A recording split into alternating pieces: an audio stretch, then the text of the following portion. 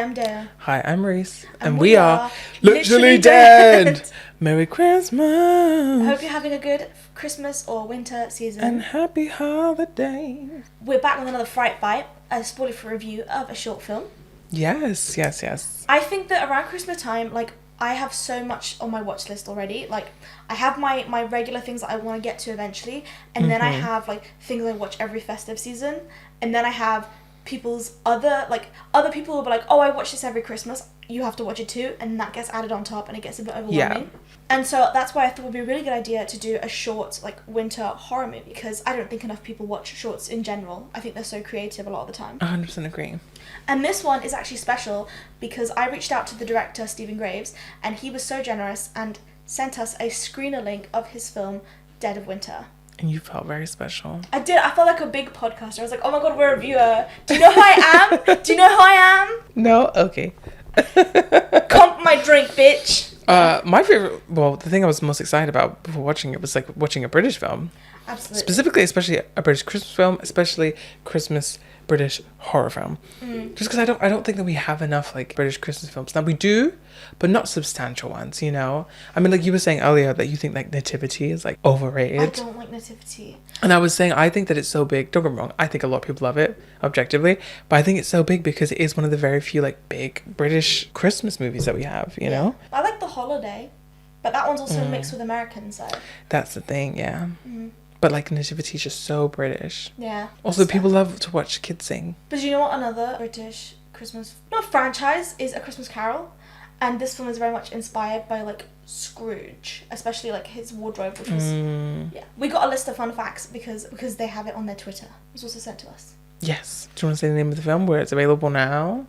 Yes. So again, it's Dead of Winter, and it is available on Shorts TV as a part of its Christmas Story collection and Prime Video. Yeah. Super fun, so no excuse not to watch it. It's 10 minutes long. You don't have an excuse not to watch it. Yeah. It's very good. There's a lot to take away from it that you enjoy. Obviously, we wouldn't try and be spoiler free because we really want to encourage people to see it. If anything, the exact goal would be to talk about it so much without context that people would be so dying for context that they'll go watch it. It reminds me a lot of our previous episode, which is just out of context. Movie clips. You guys will see that in due time. Fucking funny. Also, I feel like I keep putting my toes up into the camera, but I hope you guys can't see them. I hope you can see them. Wiki feet. Oh, that's a goal. That's a career goal. No, genuinely, that's a career goal. Yes.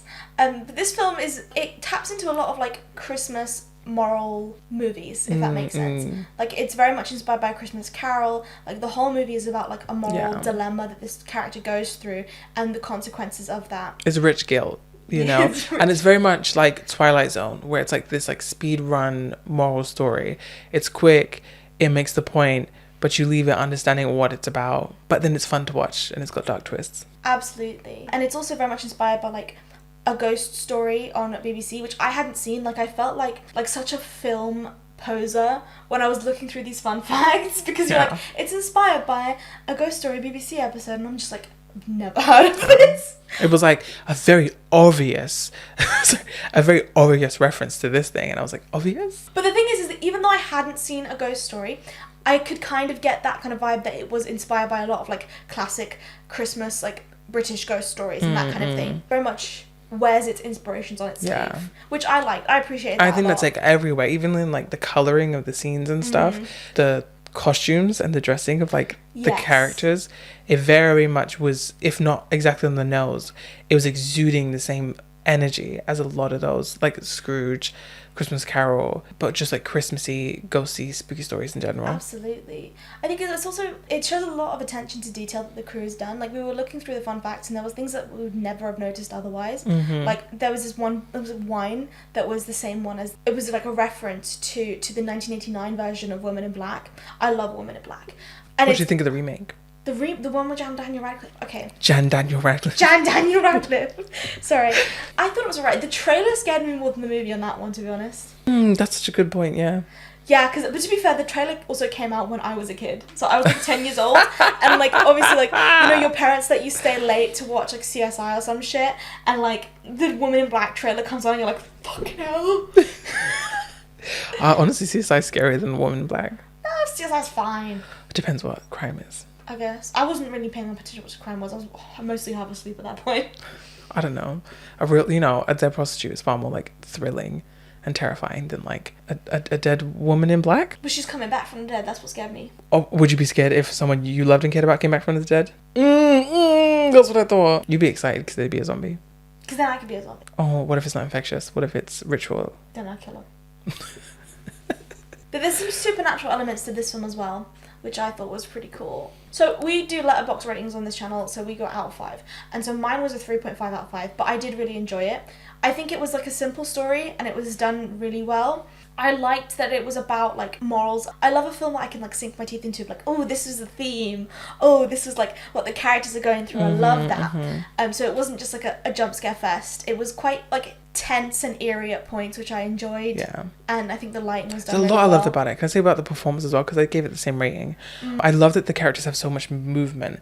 I find a lot of the time in a lot of like short or indie films, you find that the actors or the characters themselves will have a lot of scenes where they're just still and speaking to each other. Yes. And I like that they tried to add natural movement, whether it was the smallest thing of like leaving a remote on the arm of the chair, having something to do with your hands. Yeah. And genuinely, and this might sound insane, but the stark difference you often find between like an indie film and a much more substantial production is what the characters will do. Yeah.